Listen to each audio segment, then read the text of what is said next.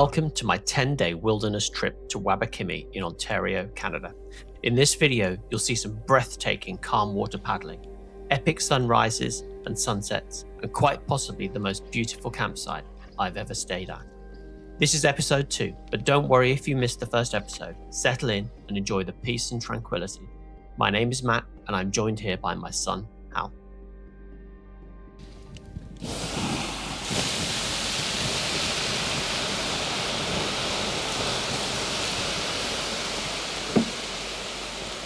And we're off to day 4. That was a lovely camp.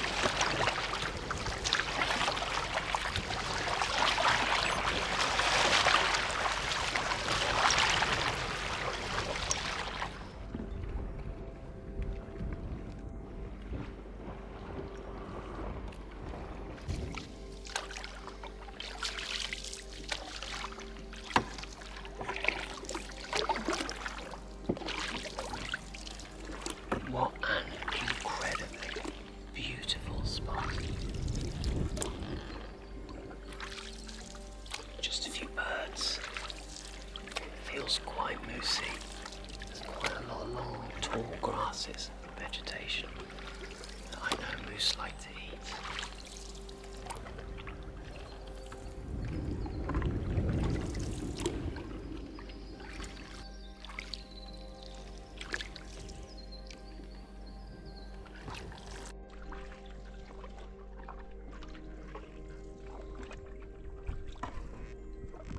Just had to line the canoe up a short rocky section.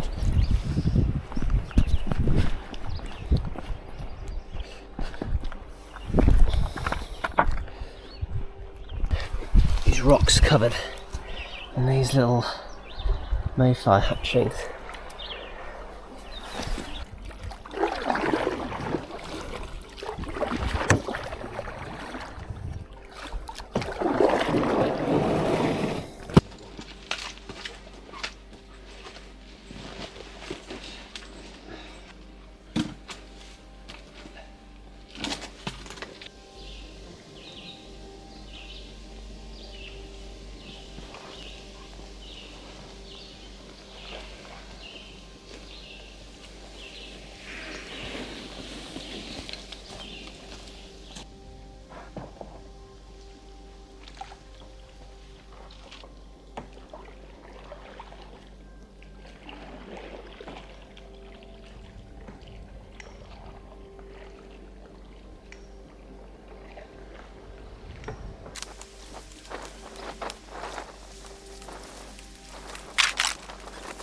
Just pulled up to port number 2 of the day. There is some very strong mint smell. I'm not sure what it is. Oh, wow, that smells amazing. So it's this little thing here.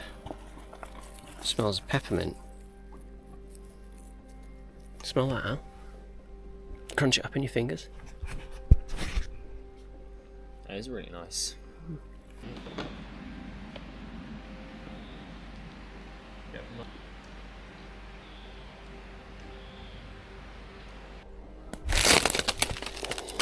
A bit of firelighter material for later.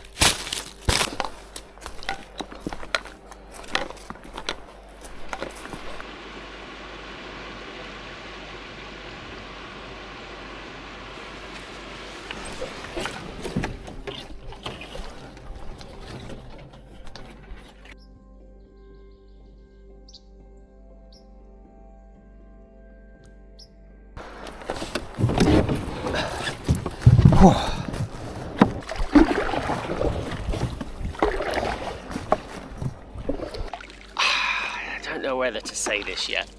I should really wait until later on in the trip to say this because I just don't want to jinx it, but not really been any bugs.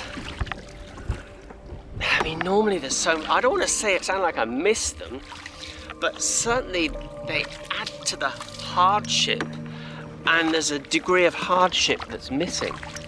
This is a much easier trip because there's no bugs than the trips we do when you're absolutely surrounded by bugs. The previous 2 trips have been terrible. We had one night last year when there must have been hundreds of thousands of mosquitoes buzzing around us. So loud, and they just couldn't quite penetrate the thermocell area. The thermocell is this little thing that creates this gas mosquitoes don't like. I don't really know what it is or how it works, but that's what it does. And you could hear them all around it. Some come through and you get bitten. And when we got back, I don't want to say nerve damage, but my arms, my entire arms, felt like they were dealing with a low-level electric shock permanently for about 2 weeks afterwards because of the amount of mosquito punctures.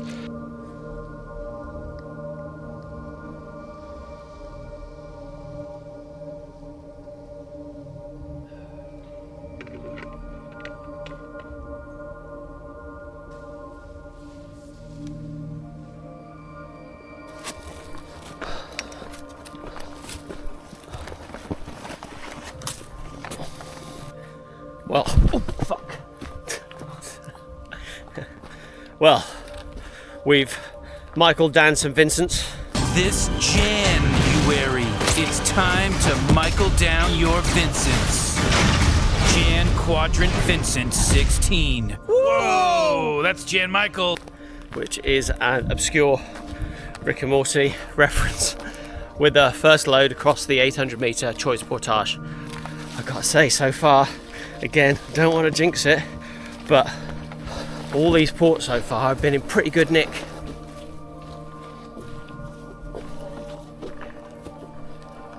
You wouldn't believe the relief of getting to the put-in after an 800 metre port.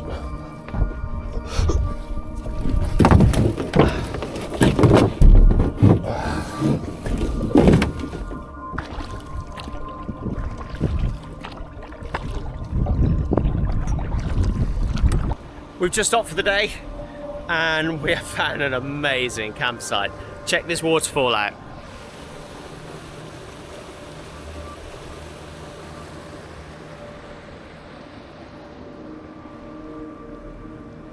I'll show you around, and up here we've got a fire pit, got a lovely spot to hang my hammock and a million tent pads. We've got a bit of wood already split. I mean, look at that.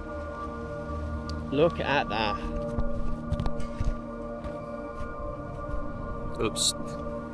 Look at that.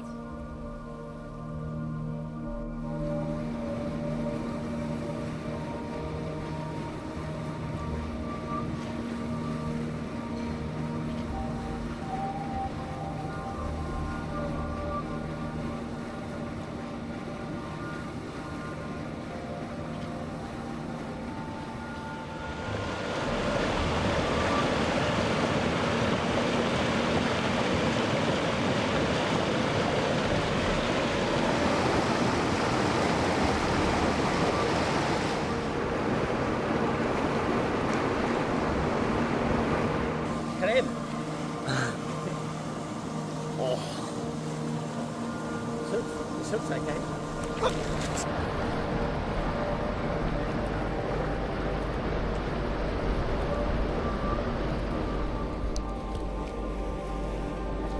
Yes! Don't even need your help.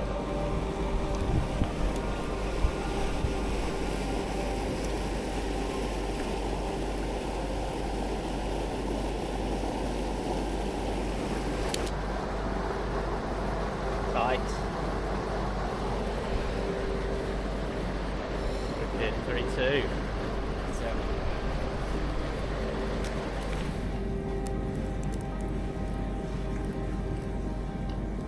We have decided that we're going to take a rest day tomorrow. So we're going to stay at camp, do nothing, chill out. It's the nicest camp I think I may have ever been to in my whole life. It's absolutely stunning.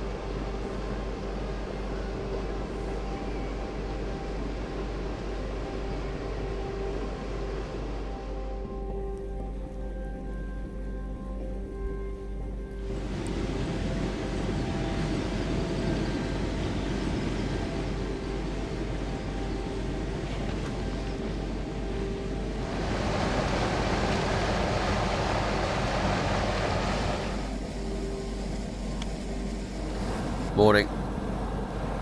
Day 5 or 6, I think it's day 5, isn't it?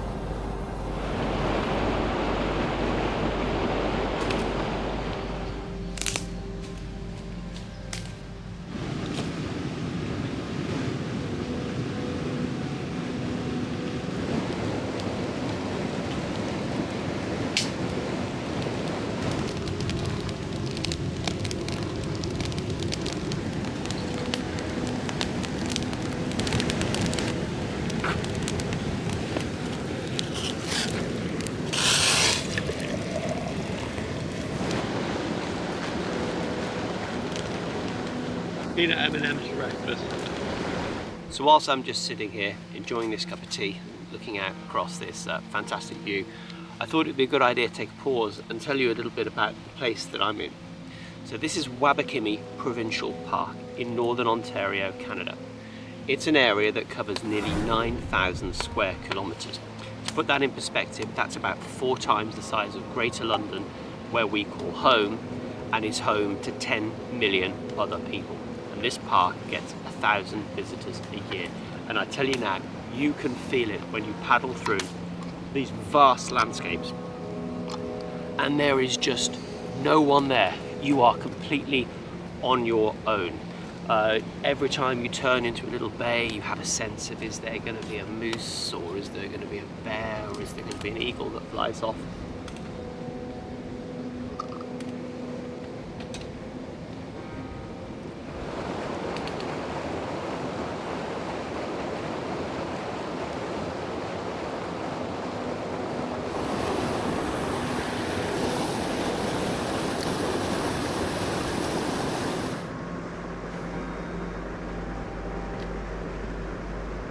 So I was just doing some fishing, and Hal came down to see me, and he suddenly exclaimed, shouted, "Dad!" And he held up this, which has fallen off the carabiner.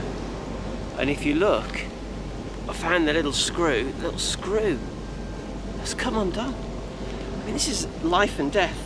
And not only that, but the screw is, can you see that? Maybe it's too close. The screw requires an Allen key. I mean, I can screw it in, but this is, I mean, this is just really bad design. If it was a flathead screw, I could screw that with anything, but with an Allen key, how the hell do I get that in? So that is a disaster. Maybe I can do it with the ends of the pliers.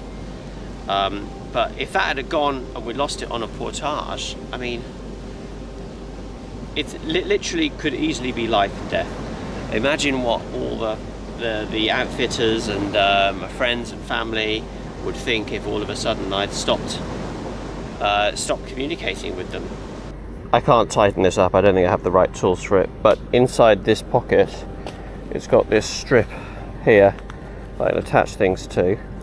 So I'm going to put that on here and slip that in my pocket and do that up.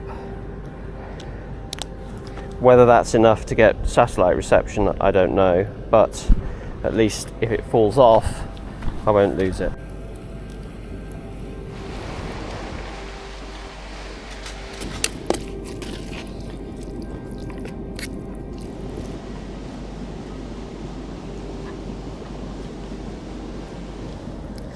So this book, The Ministry of the Future, is about a future world where the planet is being burnt through climate change, and the impacts of it. Every single chapter is written, it's a fictional book, written about, written from the perspective of an eyewitness of some event, and I'm only on chapter 5, and it's I mean, it's work of fiction. It's an incredibly moving book.